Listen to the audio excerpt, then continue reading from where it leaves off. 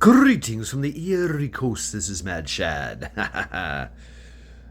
On this wonderful Sunday, cold, 36 degrees, raining, wind, and we're going to get snow later. I mean, whatever. Welcome to Cleveland. It's still winter, so I'm hanging out in the house. Me and Charity. Here's Charity. Boom. Yeah. Hanging out in the house where it's warm. We've already been outside. It's absolutely horrible. She hates it. I'm like, hey, let's go. But I get it. She can't wear. She has 4 feet on the ground. I have 2. Yeah, it's cold for her and wet. Anyway, it's still a good day. After all that, it's still a good day. Tell you about those who did not have a good day. Those Americans that were trapped in Afghanistan, left there by Trader Joe and his malicious / incompetent regime.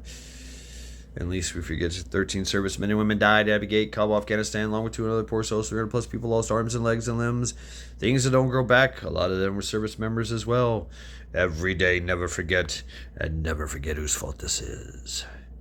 Deploy knife hands. But there was hope. Folks getting him out. Task Force Argo, Task Force Bible, Project Exit, Project Download Christian Coalition, Mighty Oak Foundation, just to name a few. And at least we forget that 700 plus, almost 800 people have been incarcerated over the J6 debacle. Held there as political prisoners. Oh yeah, and they're arresting more. Held there as political prisoners without sentencing, without bail, and under solitary and torturous conditions, constant interrogation. They're given a deal. They're offered a deal that if they testify against the Trumpster and say that, hey, yeah, he made me do it, then they will be given special treatment, reduced sentences, or set free. In defiance, every morning they sing at the top of their lungs the national anthem. Badass. Check out that video. I gotta find that video. I think I shared it once before. Every day, never forget it. Never forget whose fault this is.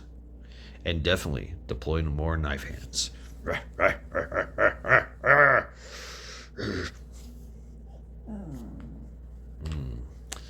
But there's hope. Thousands of people, family, friends, loved ones, charitable organizations, law firms doing pro bono work, even some senators, congressmen, and representatives getting into the fray. Charitable organizations sending, and just people sending packages to those that are incarcerated, packages, care packages to those incarcerated, and providing financial assistance for the displaced families. A lot of moms and dads in prison. A lot of kids growing up asking where mommy and daddy is. All for what? Yeah, so there is hope. There is hope. There is hope. Meanwhile, the distractions and manipulations continue. Yeah, the distractions and manipulations continue. What's going on down in Texas, though, is truly amazing and awe-inspiring. Regardless of how I feel about, I'm trying to look through the veil and see, what's going on around here for real. But a lot of people have showed up, and that led, and of course, the tyrannical regime is scared. The world regime is scared when people just start showing up. Start doing their own thing, unscripted, because they like scripts. You know why they like to script? Because they like to control the opposition. They like to control the narrative. That's why you hear nothing about what's going on in Texas with the People's Convoy, with the partying in the streets, the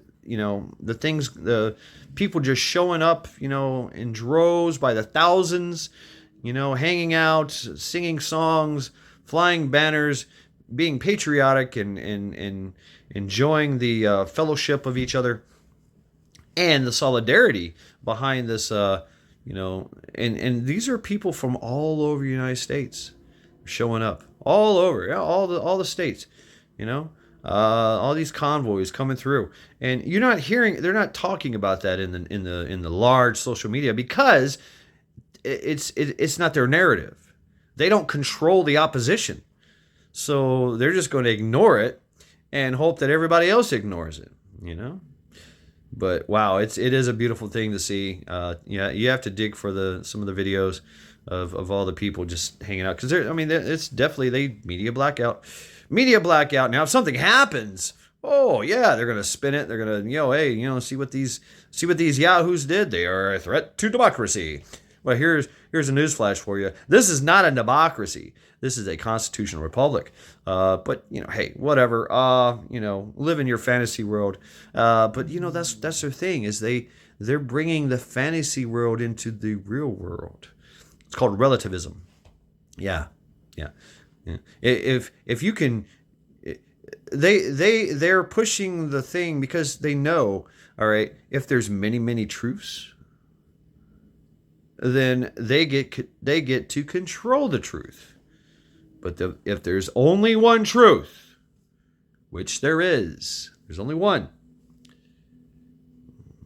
they have to convince people that it's not. And that their truth matters, not yours. See how this works? Relativism. Look into it. Yeah, it is their weapon. Yes. So, I did not do trial by axe last night. I was informed that a nephew of mine died, 25 years old. So I had to spend a lot of time on the phone last night. Yeah, a lot of time on the phone. So my thoughts and prayers are for the family, and he 25 years old. He was born messed up. From day one, he had a rough time. He couldn't walk. He couldn't use his arms. So I remember him when he was younger, as a kid. I think we played chess together. I don't know, but yeah, when he was younger as a kid, and he made it to 25 years old. So you can imagine what kind of care he had to have. Yeah, and he was very frustrated. Things didn't work right. He would try to do something and it wouldn't work. He was very frustrated. Very frustrating existence. That really hit me. And to tell you the truth, throughout the course of the years, I forgot about him. But families move on. Cousins and nieces and nephews, they move on. They have their own lives, and so they buried him. They buried him. And I didn't even know. I didn't even know. And I guess it's a personal thing, a personal family thing, and I respect that, and that's why I'm not going to dive too much into it. Give too many details, right? So but my condolences, of course. I've said I've done some reaching out and done some talking, but yeah, having it shook up the little family, the hanging on to the family, and it got me thinking about the future. What is my family's future? My I guess the family that claims me, the family that says, hey, you're one of us. Even though I don't really feel like it, I never really have. Some fond memories of my aunts and uncles and nieces and nephews. Some bad, some good, some bad, right? So, but it got me to thinking about what about all my nieces and nephews and cousins out there. I kind of I would kind of want to just go meet them, talk to them, have a sit down with them, say, hey, I just wanted to see the future. I want to see the future. And the only way I can do that is by seeing the younger generation that's growing up. That's part of my bloodline. I don't know. I mean, part of my family.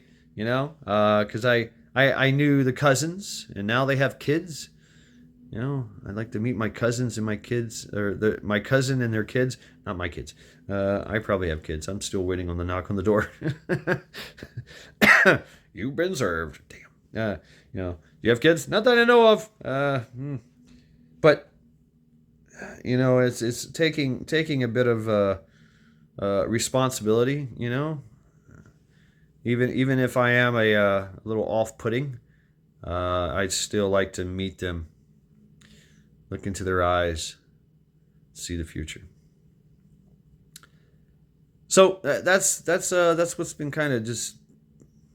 I get grabbed. I get grabbed by some and feel some type of way, and it's something I have to just reflect on and dwell on. And this was easy to do because I was in contact with a lot of the family members, and hearing what they're going through, and hearing the stories of afterwards, and just me out into the wilderness, out into the frontier, the frozen frontier, far away from them,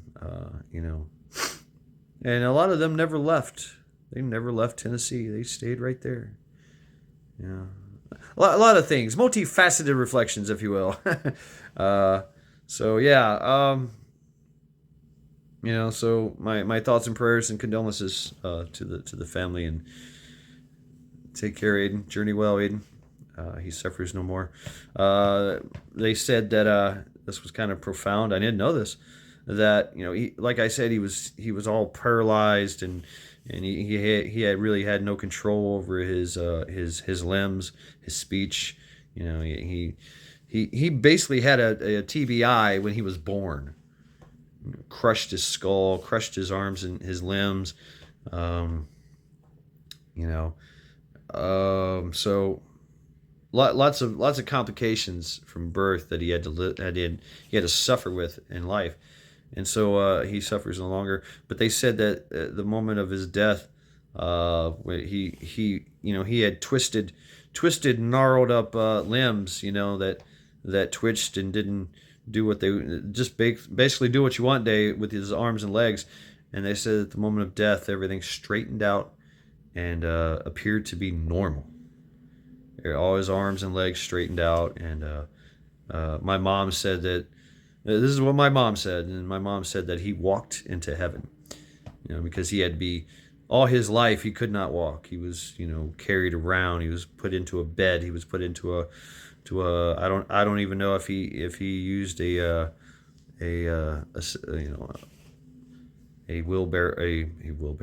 wheelchair or something. I'm pretty sure he had some kind of sitting chair, but whatever. But yeah, they said that he walked into heaven because his arms and legs straightened out. That's my family for you. So can't deny that. I mean, I can't explain that away. I can, but I won't. Some things you just shouldn't say. Some things you should just, right on. Go with it. So, so that's what's up. That's why I didn't really do a trial by. I worked on it too. I was working on it.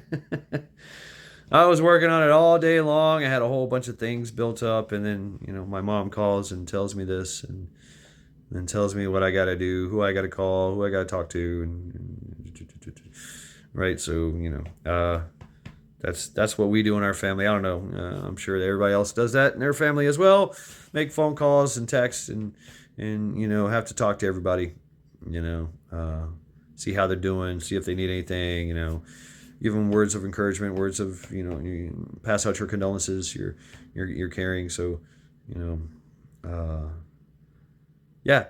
So to Aiden, I only met him briefly. He was my he was my family. He was family. He was definitely family. So So, yeah. See.